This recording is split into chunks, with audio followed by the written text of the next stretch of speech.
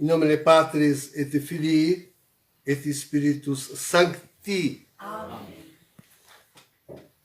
Então, meus irmãos, minhas irmãs, estamos na quarta-feira da quinta semana da Páscoa, vésperas da ascensão de nosso Senhor Jesus Cristo aos céus. O terceiro dia das rogações, que aliás começaram na verdade no domingo, hein? Desde o domingo nós temos dele pedindo a Deus, e não cessamos de pedir nunca. Mas hoje se junta a nós um outro pedinte. Temos mais um pedinte. Já não pedimos mais sozinhos. Jesus juntou-se a nós. Agora ele é que pede e pede ao Pai. O primeiro pedido pode parecer um pouco incompreensível. Jesus faz dois no Evangelho de hoje. Dois pedidos, podemos resumir. O primeiro pode parecer um pouco... aliás, sim, e Jesus não só pede, ele também toma suas providências. Como bom chefe, pai de família, antes de sair, ele toma as providências necessárias. Né? Deixamos delas depois. Mas vamos aos pedidos de Jesus, os dois. Então, o primeiro parece talvez um pouco meio incompreensível, porque ele pede para si. Sobe ao céu e pede para si. Pede a glória de Deus. Ele já tinha antes. Olha a pré-existência do Cristo, está aí, ó, bem assinalada. E quanto é importante esse pedido? Esse pedido é fundamental. Se Jesus não participa com Deus da sua glória, mas então eles não podem nos enviar o Espírito Santo. E daí, tudo aquilo que nós possamos pedir e esperar é vão. Sem o Espírito Santo, a Deus o novo céu e a nova terra, na qual culminam todos os nossos pedidos. Todos os nossos pedidos culminam aí, né?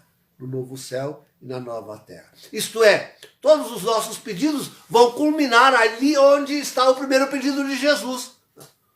O último e o supremo pedido nosso é o primeiro pedido de Jesus. Nós devemos participar desta comunhão, desta glória divina, que só o Espírito Santo pode nos dar. Essa glória que Jesus vai receber agora do Pai. É que para nós parece difícil entender e aceitar isto, que tenhamos que ficar sem Jesus por muito tempo, a igreja, em 2000 anos. E nós, um brevíssimo tempo que seja, ainda que nos falta 3, 4 anos. Então, nos parece muito, quanto mais sob o castigo, né? Isso nos parece muito mesmo. Sob o castigo, 3 anos. Eu, na verdade, espero que, no máximo, o castigo forte em 1 ano, não mais do que 1 ano. 1 ano já é quase insuportável para nós, debaixo de um castigo muito forte. Então, nos parece incompreensível isto. Só compreenderemos isso realmente, como Jesus mesmo explica, né? Porque se ele não for ao Pai, não envia o Espírito. Se ele não vai ao Pai, se ele não vai ao Pai, então ele não pode trazer o Pai com o seu Espírito para o novo céu e a nova terra.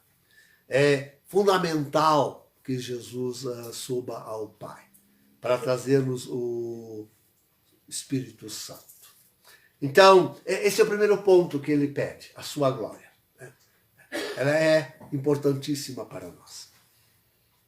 Mas o segundo pedido de Jesus é que, deixa eu dizer assim, que nós guardemos a palavra. Isto é importantíssimo. Jesus quer que nós guardemos a palavra. A palavra dele, que é a palavra do Pai. É a revelação de Deus. É a coisa mais preciosa que nós podemos ter, é guardar a revelação divina. Porque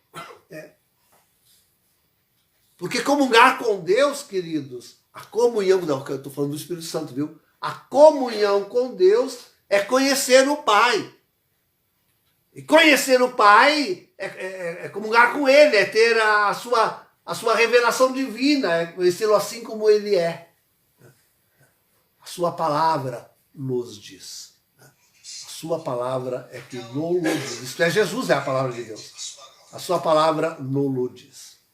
Então, é importantíssimo esse pedido de Jesus, isto é, que nós aguardemos a palavra. Como digo, Jesus não só faz pedidos, mas toma providências, né, antes de subir ao céu. Aliás, deixa eu dizer de en passant, assim, algo que tem, tanto na primeira leitura quanto no Evangelho, a menção aos santos, aqueles que vão já antes com Jesus ao céu e participam da sua glória, né? E estão lá intercedendo e pedindo por nós. Somos nós, é Jesus e são os santos, né? Todo mundo intercedendo por nós. Todo mundo. Né? Esqueci de dizer isso antes. Mas tá bem. Então, vamos agora às providências que Jesus toma e que estão na epístola. Duas também. Duas. Uma eu diria, algo pessoal. É pessoal. E para cada um, na sua medida.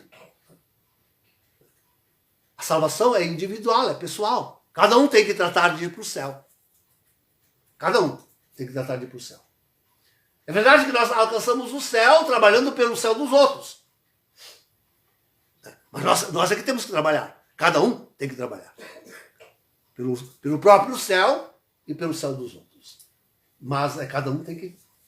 Então, são os dons, são os carismas, é o Espírito Santo que Jesus derrama sobre nós para podermos... A primeira providência é esta. Né? Os dons individuais. Devemos acreditar, queridos. Devemos crer firmemente. Porque às vezes a gente pode olhar para os outros e pensar, não, mas aquele lá sim é coberto de dons. Ou aquele é santo. Eu, miserável pecador. Aquele tem força para trabalhar. Veja quantos dons, quantas graças. Né? E eu não sei, não consigo fazer nada. Eu não dou nem para o serviço. Né? Precisamos acreditar que Deus providencia para todos, para o bem de todos. A todos, para o bem de todos. Também a nós. Sim, também nós recebemos dons e graças. E nós temos dito e devemos reconhecer a primeira grande graça que nós temos dado pelo Espírito Santo é reconhecer o tempo que nós vivemos. E inclusive já ir dando nomes aos bois, isto é, dizendo alguns dos personagens principais deste tempo, como Jorge Mário Bergoglio, e identificá-lo como um antipapa e o falso profeta. Isso aí é uma graça extraordinária. Saber que estamos no fim dos tempos, saber que o falso profeta já está aí, e estar atento para a apresentação do anticristo são dons e graças que nós, tantos estão aí alienadíssimos. E pelo contrário, né, confessando com todas as forças que a igreja vai bem e que Francisco é um santo. E que o fim do mundo é para daqui a muitos e muitos milênios. E que o anticristo, bem, esse é alguém que vem, sei lá da onde, não nos interessa. Muitos estão nessa alienação, nessa completa alienação. Então, são dons espirituais e individuais que nós temos recebido em abundância. Nós recebemos, tão poucos, na verdade, tão poucos. A outra providência, assim, a segunda providência de que trata a epístola é a igreja. A igreja organizada, a igreja hierarquizada. Esse é um dom que Jesus deixou. Ali fala dos apóstolos e dos profetas. Né? Os apóstolos nós logo sabemos identificar, embora que no decorrer do tempo devemos dar esse título a outros que não somente aqueles 12 ou 11 que estavam com Jesus, como damos aos apóstolos, aqueles que evangelizaram terras novas. Né? Então, sim, os apóstolos. E os profetas. Quem são mesmo os profetas do Novo Testamento? Aqui não se trata dos profetas do Antigo Testamento, esses já passaram. Né? Trata-se dos profetas do Novo Testamento. Quem são os profetas do Novo Testamento? Os videntes, os confidentes, os ditos profetas, estes novos, populares que estão por aí? Não são estes. Esses estão se dando esse nome, mas não são eles. Né? Os profetas aqui nas Escrituras um nome genérico para designar bispos e presbíteros, aqueles que receberam a palavra para pregar. E os sacramentos para administrar. Estes são os profetas do Novo Testamento. Bispos e presbíteros. Nos evangelhos, nas Escrituras, do Novo Testamento, designados com esse nome genérico de profetas. Aos poucos que foram recebendo o nome de presbíteros e bispos. Ali eram designados, então, de profetas. São instituições divinas, assim como os mestres e doutores, aqueles que devem ensinar. Vejam como todos eles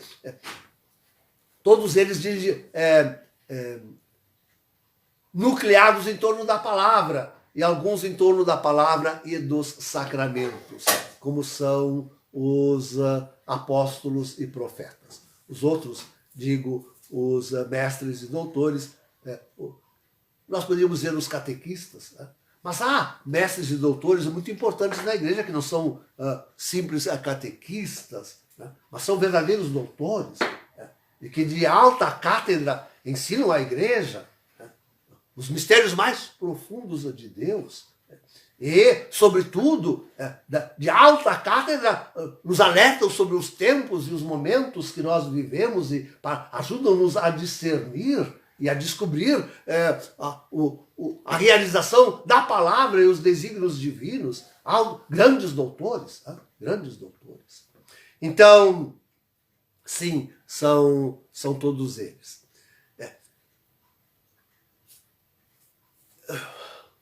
O nosso grande problema, chegados ao fim dos tempos, é que, bem, a dizer que, como víamos, a própria graça individual está diminuída. A própria graça individual. Quãos poucos se abrem para entender, compreender, aceitar o tempo que nós estamos vivendo. Quão poucos abrem os olhos para perceber os personagens de que tratam as Escrituras, as personagens atuais de que tratam as Escrituras, como o antipapa Francisco. Quãos poucos têm colocado os seus dons e os seus carismas realmente a serviço de todos para a salvação? Quantos ainda querem guardar estes dons, esses carismas só para o seu orgulho, para a sua vaidade?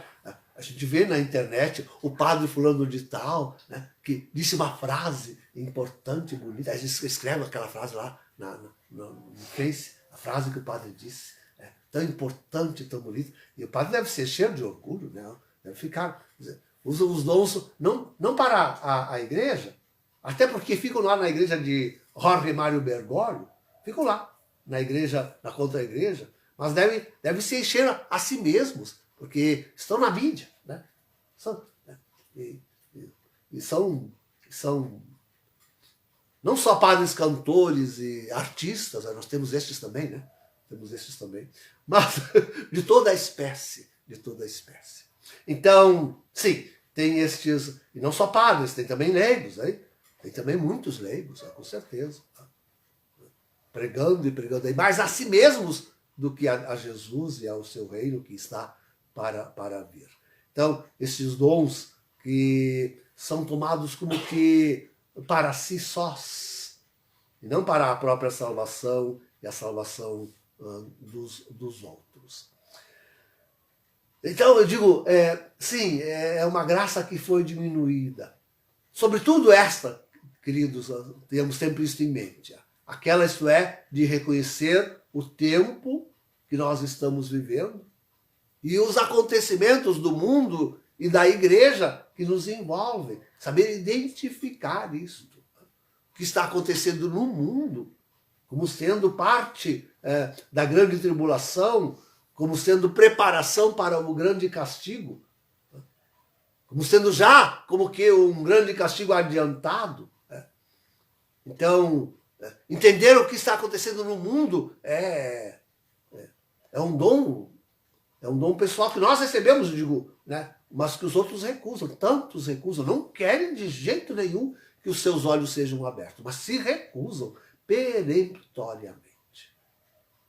E aquilo que acontece na igreja também, Deus o livre falar do Santo Padre, o Papa. Imagina, ser anatemacite, seja excomungado. Anatemacite. Falar do Santo Padre Francisco, ou mesmo de Bento XVI. Anatemacite. Então, não reconhecem, não querem reconhecer os sinais dos tempos, mas de jeito nenhum. Os seus personagens que já estão aí no meio de nós. E estes não reconhecerão também o anticristo, ó. Mas não. Esse homem querido, santo, devemos prestar-lhe antes homenagem. Está fazendo tanto bem para a humanidade, tanto bem para... Será assim? Será com certeza assim. Também em relação ao anticristo. É assim em relação ao falso profeta, será assim em relação ao anticristo. Mais ainda. Então, estes grandes dons individuais, tão poucos se abriram e querem recebê-los. Tão poucos. E se vamos falar naquela outra providência, essa é a primeira, né? Se vamos falar naquela outra providência, e é em relação ao Espírito Santo, essa tem muita relação ao Espírito Santo, mas a outra também, tudo tem relação ao Espírito Santo. Mas a outra providência que Jesus toma é de fato deixar a igreja organizada. Né? E é a grande luta agora. Né? Querem a todo custo desmantelá-la. Né? Assim, em todas as áreas. E em todos os sacramentos, também o matrimônio, hein? Também o matrimônio. Quando se abençoam pares gays, eu não sei nem como dizer, não sabe como dizer, se está fazendo isso contra o sacramento do matrimônio. Se está achincalhando o sacramento do matrimônio. Esse sínodo da sinodalidade que quer simplesmente acabar com a hierarquia, com os profetas, bispos e padres. Aliás, onde estão os profetas? Isto é, os bispos e os padres? Não ficaram praticamente todos na contra-igreja, lá com o antipapa e falso profeta Jorge Mário Bergoglio? Sim. Sim. Onde um bispo? Onde um bispo que pode-se dizer que ficou mesmo na igreja católica? Onde? Viganó? Ele já saiu da igreja quando começa a pregar o sedivacantismo. Já saiu da igreja. Onde? Schneider! Mas esse nunca saiu. Está sempre beijando a mão de Francisco e pedindo a sua bênção. Como Bento XVI. Onde então? Sim, tem algum. Que nem aquele lá, velho emérito, né, do Texas. Tem algum outro ainda. E assim também os padres, os outros profetas, os padres. Tudo na contra-igreja. É raríssimo o padre que não está. Raríssimo. Um aqui, outro acolá. Olha lá. Um aqui. Outro acolá. E olha lá. E quantos ainda divididos, tontos, sem saber a quem prestar obediência, se tornam sedivacantistas ou não, se se preferem ficar de joelhos ainda com Bento XVI aos pés de Francisco. Bento XVI está aos pés de Francisco. Então, essa é a nossa realidade. Essa é a realidade da herança que Jesus nos deixou. Sobretudo o clero. Sobretudo o clero. Sim, também os doutores e os mestres, né? Aqueles que ensinam aí ao povo. Tantos, os grandes mestres e doutores que estão aí, tudo na contra-igreja, brilhando na contra-igreja. Esta é a nossa dura realidade. Imagina Jesus hoje pedindo e querendo deixar uma herança com uma igreja estruturada. Hoje ela está totalmente desestruturada. Tanto que eu não posso rezar mais missa em união com ninguém. Nem com Papa, não existe. E nem com bispo. Onde é que estão? Tudo na contra-igreja? Tudo na contra-igreja. A igreja está desestruturada. A igreja voltou à era primitiva. Assim, os profetas, um aqui, outro acolá, reunindo em torno de si a Santa Igreja e pronto, e basta. Bem como era nos primeiros aninhos. Então, sim. E o que fazemos dos pedidos de Jesus, o pedido da palavra? O que fazemos do pedido? Onde está a palavra de Jesus? O que fizemos da palavra de Jesus? Essa é a grande questão. Hoje nas vésperas, o que fizemos da palavra? E dos sacramentos, da palavra e dos sacramentos. O que fizemos? O que fizemos? Estamos aí rodeando a missa quanto podemos para invalidar, torná-la inválida. Parece que é o grande desejo do clero, é tornar a missa inválida. Celebrando a missa aí de cada jeito, a missa de Paulo VI, boninha ainda por cima, que já é de per si, somente válida. De per si, praticamente, somente válida.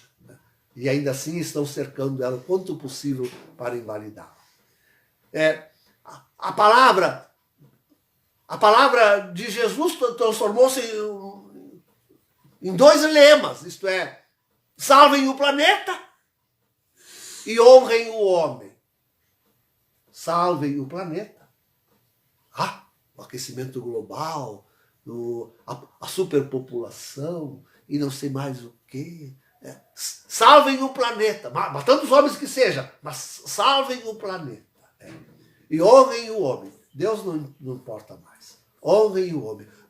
A dignidade humana, são os direitos humanos. Enquanto isso, estão matando. E dele é matar o homem.